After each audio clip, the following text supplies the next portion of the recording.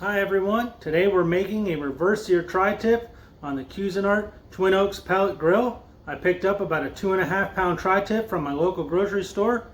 Stay tuned, we're going to go ahead and get cooking. And remember, if you like what you see, don't forget to hit that subscribe button and follow me on Instagram at username Cassin and Cooking.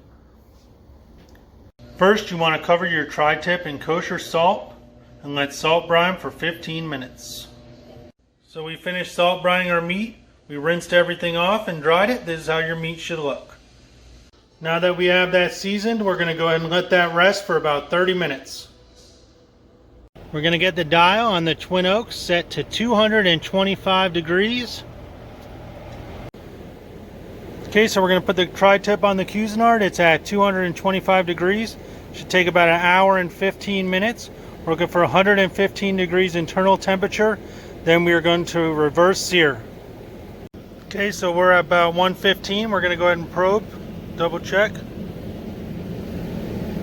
So we're right at 115 on the probe as well. One of the great benefits about the Twin Oaks is you can move it to the grill side and sear it.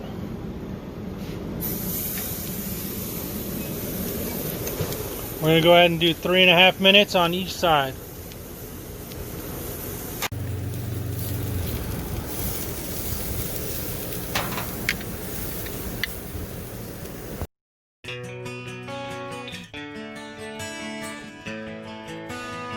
Once you get it inside, you want to wrap it up and let it rest for about 30 minutes before slicing in.